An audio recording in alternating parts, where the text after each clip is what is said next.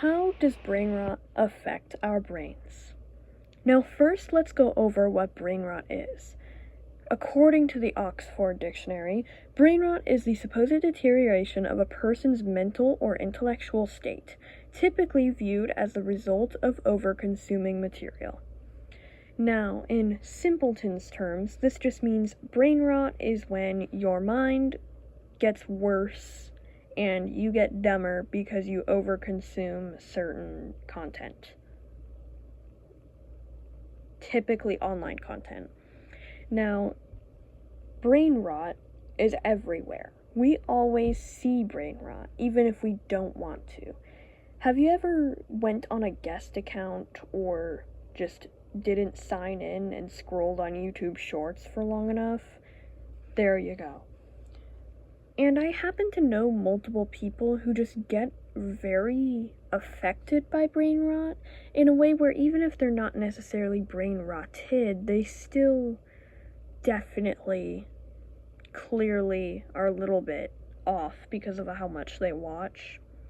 Brain rot is very common, unfortunately, and it's often just found on YouTube Kids, or on TikTok, or on YouTube in general. If you scroll on YouTube Shorts for too long, you're gonna see Ballerina Cappuccina doing the splits, okay?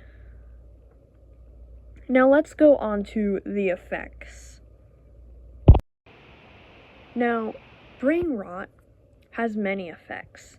Unfortunately, if you see Ballerina Cappuccina hitting the splits enough times, you might start losing it. Okay? You might feel emotionally desensitized. You might start to feel numb. Your friend's grandma just died, okay, but Ballerina Cappuccina hitting the splits is much worse, okay? Man. Another thing is cognitive overload. Maybe you scrolled on TikTok for far too long and Triple T just bullied somebody right in front of you, and that's very overwhelming, right? Cognitive overload when you have basically, imagine you have like a crappy school Chromebook and you have like 8 different tabs of YouTube videos playing at the same time. You have somehow jailbroken your school computer to play Minecraft, and now your school computer is losing it. Cognitive overload, okay? But in your case, it's because you saw Ballerina Cappuccina hitting the split, okay? You saw Triple T bullying someone, that was enough for you, right? Not easy for you to be able to see and hear, okay? Now, brain rot and excessive social media consumption in general may lead to a social media addiction, which is also tied to a couple more things. But maybe first we can go over a couple of the symptoms tied to a social media addiction, which may include, but is not limited to, feeling anxiety when you're away from your device. Now, maybe you had to put your phone down and study for a test, but you kind of feel this overwhelming pool of anxiety in your stomach because now, yeah, you're just away from your phone. You don't like it, man. Like, don't know what to say about that. Okay, but you feel stressed. Maybe you feel scared. Like this overwhelming nervousness when you're away from your phone. That's one symptom. Another pretty noticeable symptom of a social media addiction is excessively being on or checking your phone. Maybe you excessively check your phone because every single time you see a notification or you feel like there's a notification or you thought you heard your phone buzz, you're going to check your phone. You're going to scroll through your 8 million social media apps like Twitter, and you see Grok doxing someone's full IP address uncensored. Then you go check Pinterest and it's a ton of people just fighting over feminism or something. And then you have to check all of the others. You have to check Instagram. You have to check TikTok, if I haven't already mentioned TikTok. You have to check your YouTube Shorts, okay? You have priorities. And unfortunately, none of them are anything more difficult than counting to 5.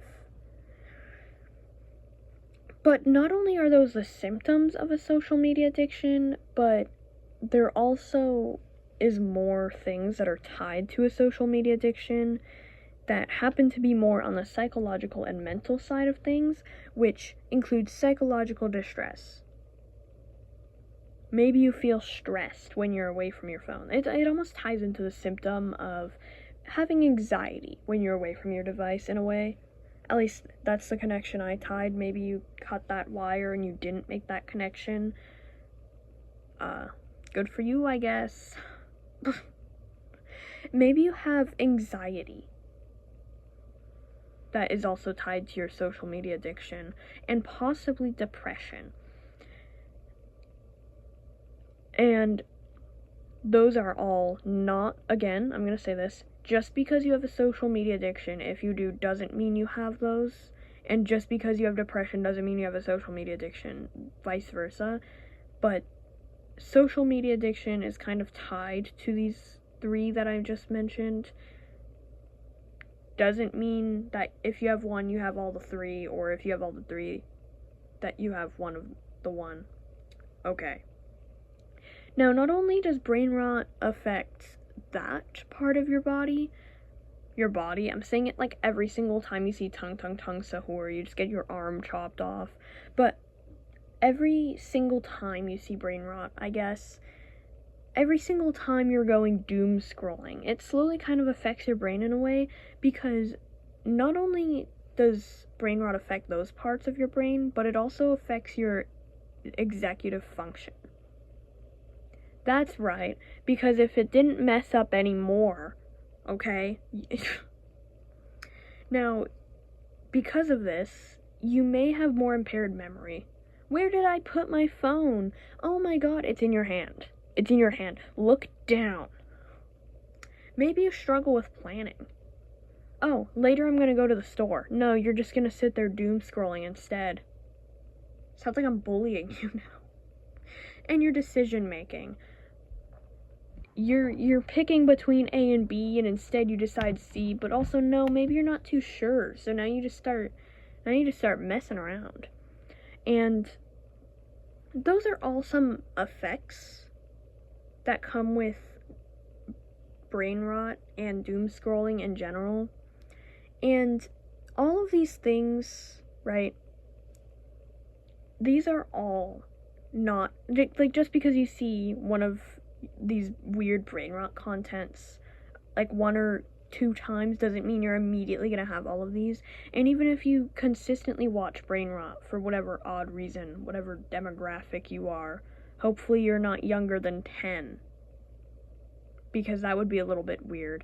Actually, I think no one should watch brain rot, but I also think that I wouldn't imagine a 10-year-old watching my content either. I don't know. But just because you watch brain rot for some odd reason, whatever weird satisfaction it gives your sad, simpleton mind, it doesn't mean that all of these symptoms apply to you. These are just probably from long amounts of overconsumption of brain rot. Like, let's say all night, all day, you watch brain rot. And even if you do, again, for some odd reason, geez, talk about cringe. But just because of that doesn't mean that you have all of these symptoms. And even if you somehow have all of these symptoms, doesn't mean you watch brain rot and that you're brain rotted. Though I think you would know that. I think that's something you kind of know. Like, oh, I'm not brain rotted.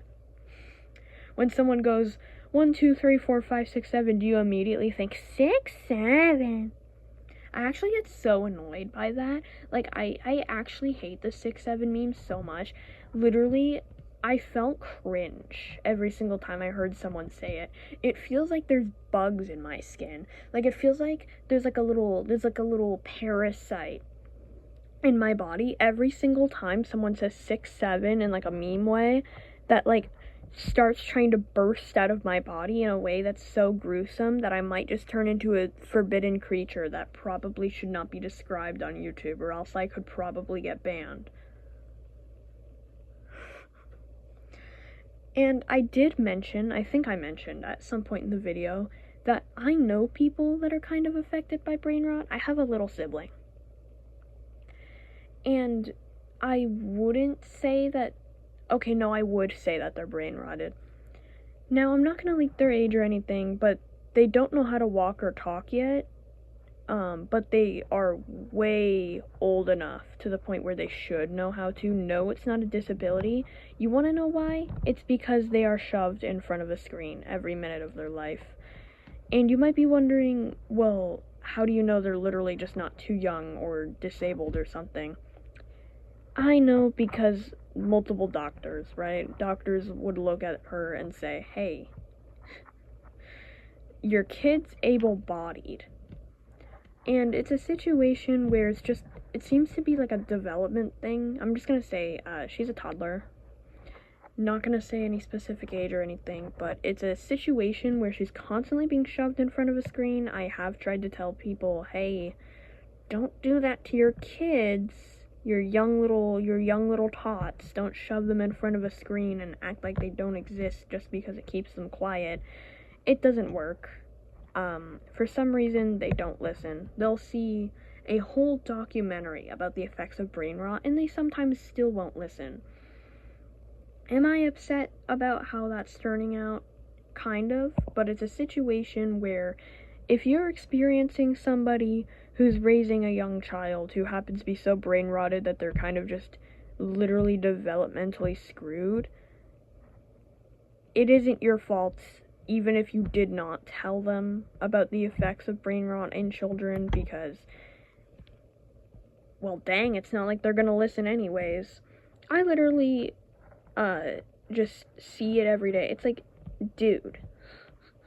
Anyways, enough of that rant. I don't want to get too personal, but if you know anybody in your life who is so severely brain rotted to the point that it's, like, actually affecting them, you can try to tell their caretaker, if they have one, or them themselves, the effects of that kind of content. It's not like they'll listen, probably. You should probably still try to tell them in case you get the jackpot that will listen and try to limit that content. But really though, parents need to really start protecting their children online. Even YouTube Kids is weird and brain rotted. ElsaGate was a thing for a while. It's just like, people really need to parent their children. Now, this might be a little bit off topic. I don't care. It's not like anyone's gonna watch this video or anything, right? Please don't click off the video or else I'll find you. Okay. But, like, people really need to start parenting their children, right? Parental controls.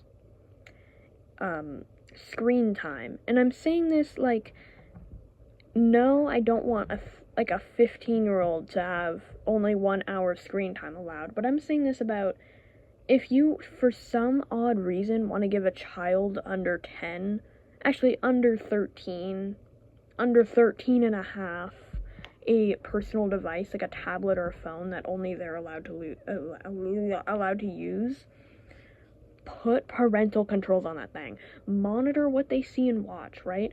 Because sometimes they'll come across content that they should not be watching for their age, and it's not going to end out well, okay? That child's going to see things that they shouldn't have seen. Oh, but YouTube is safe, especially YouTube Shorts, or not YouTube Shorts, especially YouTube Kids. No, it's not.